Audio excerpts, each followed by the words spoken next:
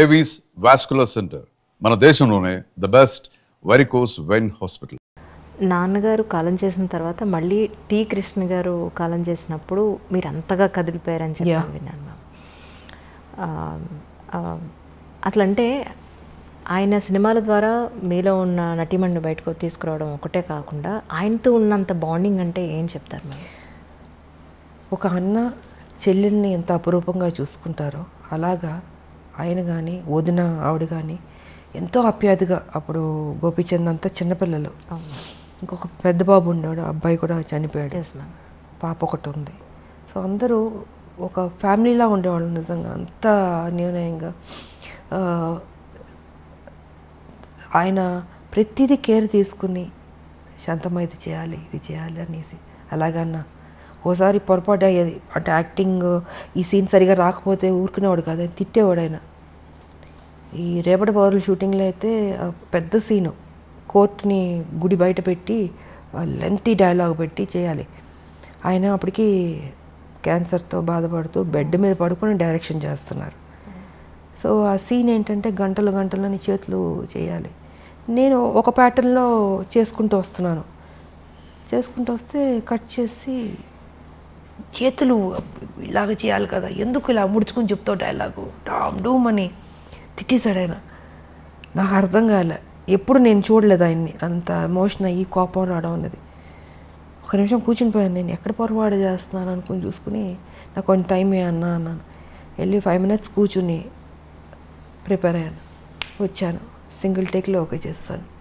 అంటే ఎక్కడో పొరపాటు జరగచ్చు, అంటే ఆయన మైండ్లో ఇలాగ ఈ క్యారెక్టర్ ఇలా చేయాలి, వైల్డ్గా చేతులని చూపించి అది ఇది ఇలా చేయాలని అని ఉంది. నేను ఒక ప్యాటర్న్లో డైలాగ్ చెప్పుకుంటూ మామూలుగా చేసుకుంటూ వెళ్ళినా, అది కాదు, నాకు అది కావాలి. సీరియస్గా అరిచేసాడు మొత్తం క్రౌడ్, అందరూ జనాలు ఏనాలు. నాకు కొంచెం అప్సెట్ అయ్యాను నేను, ఇదేంట్రా ఇది ఫస్ట్ టైం. బట్ తెలుసు ఆయన హెల్త్ బాగాలేదని తెలుసు. సరే నాకు 5 minutes అని వెళ్ళి కూర్చుని మళ్ళీ నేను ఏ రకంగా చేస్తే బెటర్ అని రివైజ్ చేసుకుని వెళ్ళి చేశాను. I was happy. సో ఇలా ఉండేదమ్మా ఆయనది. అండ్ ఇంకోటి ఏంటంటే ఆయన చనిపోయినప్పుడు నేను ఊటీలో ఉన్నాను. సో ఊటీలో నాకు తెలిసింది వై హరికృష్ణ గారు ఉన్నారు. అప్పుడు కళ్యాణ తాంబూలం షూటింగ్ శోభన్ బాబు గారు నాది జరుగుతుంది. అంటే అప్పుడు తెలిసేటప్పటికి డెఫినెట్గా ఆయన నాకు గురువు, నాకు ఒక అన్న, అంత కేర్ తీసుకున్న లైఫ్ ఇచ్చిన ఒక గొప్ప వ్యక్తి. ఆయన చనిపోతే మనం ఎలా వదిలేస్తామని అక్కడి నుంచి ఊటీ నుంచి ట్రైన్ పట్టుకుని మొత్తం 2 ట్రైన్లు మారి వెళ్ళాను. నేను వెళ్ళి శ్మశానానికి వెళ్ళేటప్పటికి ఆల్మోస్ట్ అన్నీ అయిపోయినాయి. నేను రీచ్ అయ్యేటప్పటికి వదినున్నారు ఆవిడ అక్కడ. ఇంకా అప్సెట్ అయిపోయాను నేను, అంత గౌరవం నాకు ఆయన అంటే. సో అలా జరిగింది టి కృష్ణ గారు. కానీ టి కృష్ణ గారు కాలం చేసిన తర్వాత వాళ్ళ పిల్లలని చాలా దగ్గరుండి మీరు చూసుకుని వాళ్ళ చదువులతో సహా మీరు పట్టించుకున్నారని అన్నారు, అది ఎంతవరకు నిజం? అలాగని కాదు, వాళ్ళది ఏంటంటే వాళ్ళు ఎవరి దగ్గర ఏమి తీసుకోరు. వదిన ఆవిడ క్యారెక్టర్ ఏంటంటే ఒకళ్ళ సాయం తీసుకోదు ఆవిడ ఫస్ట్ నుంచి. ఆవిడ ఒక డిఫరెంట్గా, సో వాళ్ళ ఒక మెథడ్లో వాళ్ళ ఒక పద్ధతిలో వాళ్ళ లైఫ్ అలా ఉండేది. వీళ్ళు నాకు ఇది హెల్ప్ చేయాలి, ఈ హెల్ప్ తీసుకుంటాం అంటే తీసుకోరు వాళ్ళు. కొన్ని సందర్భాల్లో అడిగాము, బట్ లేదు. సరే అనేసి ఇంకా పిల్లలు ఇంకా ఫారెన్ వెళ్ళి చదువుకుని, ఇంకొక అబ్బాయి ఏమో ఇంకా నేను నా ప్రొఫెషన్లో నేను తిరుగుతూ ఇలా ఉండేది. మధ్యలో బాబురావు ఆయన ఉండేవారు ప్రొడ్యూసరు.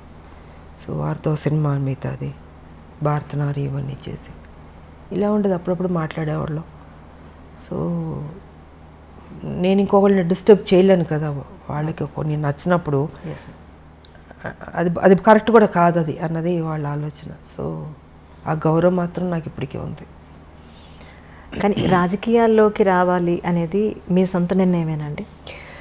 రాజకీయాల్లో రావాలన్నది అయితే తెలంగాణ ఇష్యూ అన్నది మైండ్లో ఉంది. బికాజ్ ఈ రజాకార్లు, నిజాం పరిపాలన, మా తాతగారి ఫ్యామిలీ, మా పెద్ద ఫ్యామిలీ ఎలా డిస్టర్బ్ అయింది, ఎలాగా అంటే ఒక చంపడానికి వస్తున్న వాళ్ళు అరిచేతిలో పట్టుకుని చిన్నపిల్లలు. మా మదర్ ఇంకా నేను ఇప్పుడు లేదు, విజయశాంత మనిషే లేదు ఇప్పుడు, ఇంకా మా మదర్కి మ్యారేజ్ అవ్వలే, ఆవిడ యంగ్, ఆవిడ పెద్ద ఫ్యామిలీ. సో అక్కడి నుంచి చంపడానికి వస్తున్నారనేప్పుడు మా తాత ఏం చేశారు, ఆస్తి మొత్తం ఏటూరు నగరం మొత్తం వదిలి చెన్నైకి వెళ్ళిపోయారు. ఏం చేస్తారు ఇంకా, నా కుటుంబాన్ని బతికించుకోవాలని దీంతో అందరిని తీసుకుని చెన్నైకి వెళ్ళిపోయి ఇంకా అక్కడ ఉండి దాని తర్వాత అందరు పెద్దోళ్ళు అయ్యి ఒక కథ. ఇంకా మా పిన్ని ఆవిడ ఈ సినిమాలో, దాని తర్వాత మా మదర్కి మ్యారేజ్ అవ్వడం, ఆ తర్వాత విజయశాంతి పాత్ర ఎప్పుడో వచ్చింది. ఒక అమ్మాయి పుట్టి, అప్పుడు హైదరాబాద్లో ఉండేవారు మా మదర్ ఫాదరు, డాడీ ఇక్కడ జాబ్ చేస్తూ ఉండేవారు.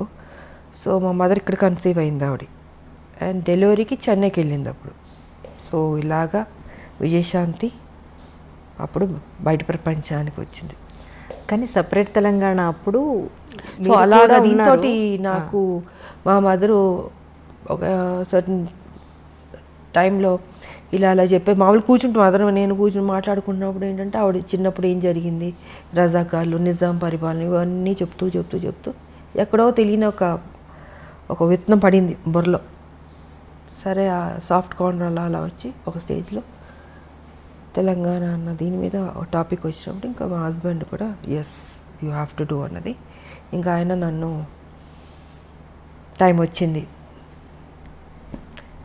ఎంటర్ ది డ్రాగన్ లాగా వార్ ఫీల్డ్లోకి దిగు అన్నది ఇంకా ఆయన చెప్పడం, మనం దిగడం మొదలుపెట్టాం. 1998 జనవరి 26.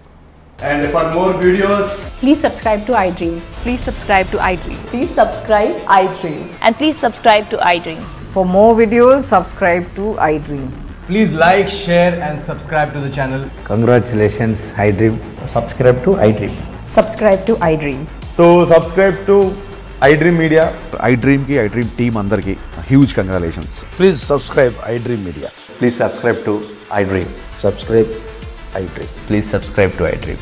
iDream అంటే నా కళల ఛానల్ను సబ్స్క్రైబ్ చేసుకున్న నోరు తిరుగుతలేదు, మీరైతే గంట గుర్తు కొట్టండి. For more such videos, please subscribe to iDream. Subscribe to iDream. Please subscribe to iDream. Please subscribe iDream Media. Please do subscribe to iDream. Please subscribe to iDream Media. For best entertainment and information, please subscribe iDream. And don't forget to subscribe to iDream.